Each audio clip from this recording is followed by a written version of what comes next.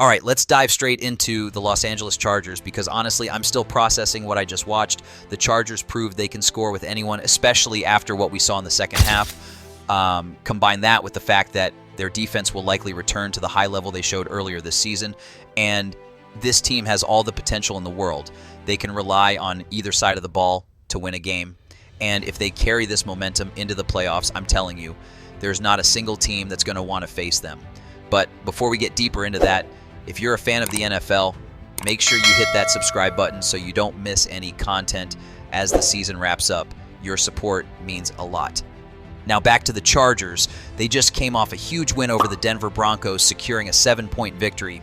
However, the game wasn't nearly as close as the final score suggests. The Broncos only managed to score a field goal at the end, which had no real impact on the outcome. They would have needed an onside kick recovery to even have a chance, which is highly unlikely. Looking at the game as a whole, the Chargers started slow, but completely flipped the script in the second half, looking like a whole new team. What stood out the most was Justin Herbert and the offense, who came out after halftime and looked completely different. They were doing everything right, and that's why the Chargers were able to win this game. Herbert has been unfairly criticized throughout his career with people saying he's not good enough, but in this game he reminded everyone why he's considered one of the top quarterbacks in the league.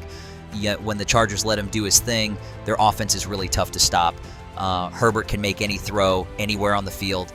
And on top of that, he's been using his legs more this season. He's not just an average runner, he's actually really good.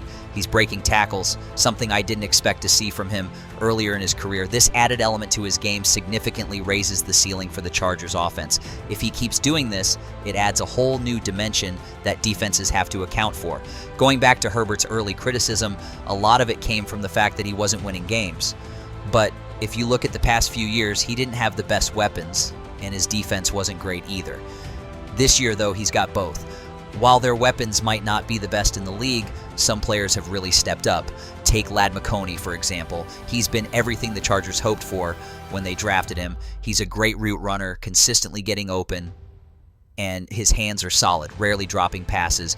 Most importantly, he's dangerous after the catch, making defenders miss and gaining extra yards. Alongside McConkey, Joshua Palmer has also been solid.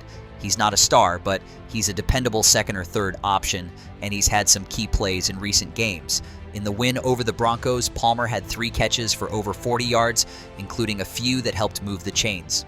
When you add him to McConkey and a potentially improved Quentin Johnston, the Chargers have a respectable receiving core. Johnston may struggle with drops, but he's tied for 5th in the NFL in touchdowns, which shows he's already a reliable red zone target. If he can just secure the ball more consistently, he could become a real weapon. Now, the Chargers' offense isn't just about the passing game. Their run game has shown promise too. While they struggled early against the Broncos, they found their rhythm late in the game, with Gus Edwards running efficiently and scoring 2 touchdowns. The offensive line has done a great job this season, giving Herbert plenty of time to throw while also opening holes for the run game.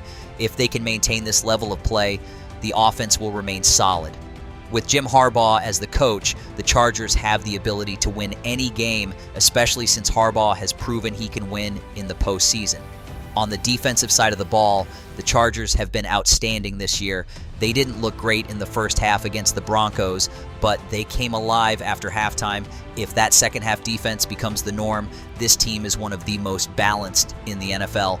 Despite a couple of subpar games, the Chargers still rank in the top 3 in the league in points allowed, which speaks volumes about how good they've been. Overall, I believe they'll return to that high level of play as we saw against the Broncos. It all starts with the pass rush. When the pass rush is firing, everything else falls into place.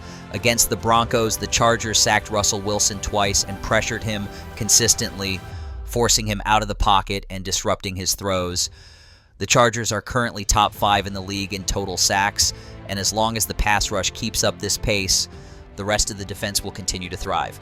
The Chargers secondary has been playing well too. Derwin James is still in his prime, and I'm impressed with how players like Terheeb, Kristian and Marcus Maye have been performing. With all these pieces coming together, the defense looks strong overall. Even though they had a couple of rough outings, the second half performance against Denver proves they can get back to their best. Looking ahead, if the Chargers keep playing like this, they'll make the playoffs. And once they're in, I have no doubt that Herbert and Harbaugh can take them far. Most people would agree that no team will want to face them.